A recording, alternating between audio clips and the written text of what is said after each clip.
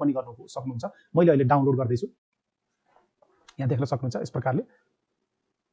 नमस्कार साथीहरू, तपाईहरुलाई मेरो युट्युब च्यानलमा स्वागत छ। आज म तपाईलाई यो भिडियोको माध्यमबाट जानकारी दिन गइरहेको छु कि तपाई अगर भारतीय सेनामा कार्यरत गर्दै हुनुहुन्छ र तपाई रिटायरमेन्ट जाँदै हुनुहुन्छ भने तपाईहरुले इएमआरओ डिपोजिट गर्नुपर्छ, जसमा कि तपाईहरुले जति पनि क्लोथिङ आइटमहरु लिएको छ त्यसको ड्युरेसन सिद्धिएको हुन्न, त त्यसको लागि तपाईहरुले कुछ पैसाहरु पेमेन्ट गर्नुपर्छ गभर्नमेन्टलाई। त्यो इएमआरओ भन्छ।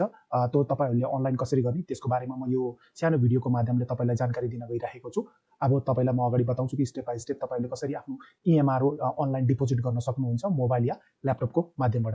सबभन्दा पहिला तपाईहरुले कुनै पनि वेब ब्राउजरको इस्तेमाल गर्न सक्नुहुन्छ। अहिले मैले यहाँ गुगल क्रोमको इस्तेमाल गर्दैछु। गुगल क्रोमको सर्च बारमा गएर तपाईहरुले एसबीआई कलेक्ट टाइप गर्नु होला र इन्टरलाई प्रेस गर्नु होला। इन्टर प्रेस गर्ने बित्तिकै सबभन्दा पहिला तपाईले माथि देख्न सक्नुहुन्छ स्टेट बैंक कलेक्ट एसबीआई आएको छ। तपाईहरुले यसलाई क्लिक गर्नु होला।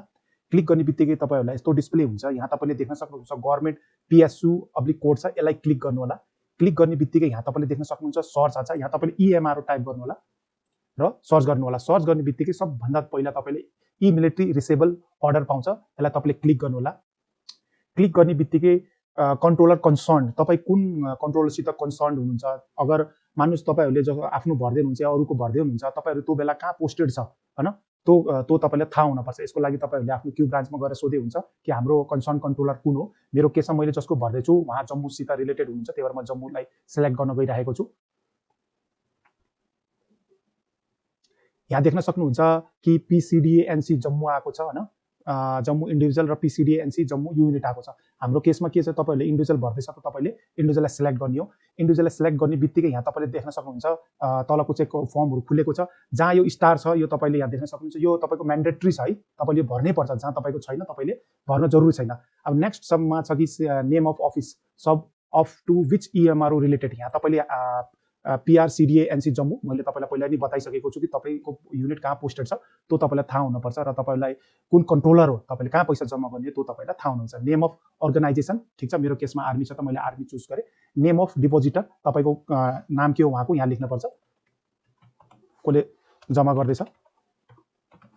त्यसपछि सर्भिङ अफिसर प्राइभेट पर्सन छ, यहाँ तपाईले सर्भिङ अफिसर अर पर्सनल छ। यहाँ तपाईले जेसीओ वार अफसर यसको लागि यही हो। पर्सनल नम्बर यहाँको उहाँको जसको तपाईले भर्दै हुनुहुन्छ या आफ्नो भर्दै हुनुहुन्छ त उहाँको तपाईले यहाँ JC army number fill up गर्नुपर्छ। त्यसपछि पीसीडीएन नम्बर छ, यो यहाँ मेन्सन गर्न जरुरी छैन, प्यान नम्बर पनि मेन्सन गर्न, तर र तपाईले आफ्नो यहाँ मोबाइल नम्बर मेन्सन गर्नुपर्छ। यहाँ तपाईले आफ्नो मोबाइल नम्बरलाई मेन्सन गर्नु होला। यहाँ किनकि तपाईको केही पनि प्रब्लम भयो या भयो कि भएन भनेर यहाँ मेसेज आउँछ, त्यसले गर्दाखेरि। र पोस्टल एड्रेस तपाई कहाँ कुन पोस्टलको हो, ठीक छ। मेरो केसमा केयर अफ 56 एपीओ छ, तपाई कुन उसमा पर्नुहुन्छ त्यही लेख्नु होला। नेचुरल पेमेन्ट, यहाँ तपाईले देख्नुहुन्छ केसको लागि तपाईले पैसा जम्मा गर्ने हो। हाम्रो केसमा के हुन्छ भने धेरै जस्तो हाम्रो क्लोथिङकै हुन्छ है, त हामीले क्लोथिङको जम्मा गर्नुपर्छ।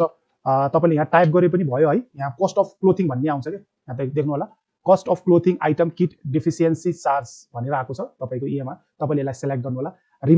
रिमार्कमा तपाईले के दिनुपर्छ कि के रिमार्क हो त मेन्सन गर्नुपर्छ तपाईले। यसलाई रिमार्कमा तपाईले के हो भने जे पनि लेखे हुन्छ। मेरो केसमा के छ भने कोही रिमार्क छैन, मैले नो लेखिदिए। अमाउन्ट इन आरएस, तपाईले कति पैसा तिर्दै हुनुहुन्छ, तपाईको जो इएमआरओ तपाईको क्यू ब्रान्चले निकाल्यो होला कि कति पैसा तपाईले तिर्नुपर्छ भनेर तपाईले त्यसको मेरो केसमा 646 रुपैयाँ छ। यहाँ तपाईले रिमार्क छ, अगर केही रिमार्क दिन चाहनुहुन्छ भने दिन सक्नुहुन्छ। मेरो केसमा छैन, मैले नो लेखिदिए। त्यसपछि यहाँ तपाईले देख्न सक्नुहुन्छ इन्डिभिजुअल छ है, यहाँ तपाईले इन्डिभिजुअल कि अर्गनाइजर इन्डिभिजुअल, उहाँको इन्डिभिजुअलको नाम यहाँ तपाईले मेन्सन गर्नुपर्छ र यो मोबाइल नम्बर मैले यहाँ कपी गरे, भइरहेको रहेनछ तर टाइपै गर्न पर्ने भयो।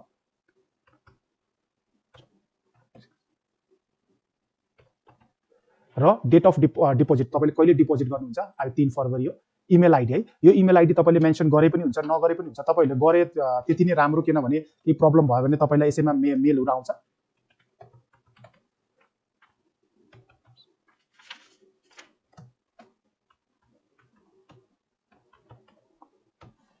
त्यसपछि I have read and agree भन्ने यो टर्म एन्ड कन्डिसन छ, यसलाई तपाईले चेक गर्नु होला।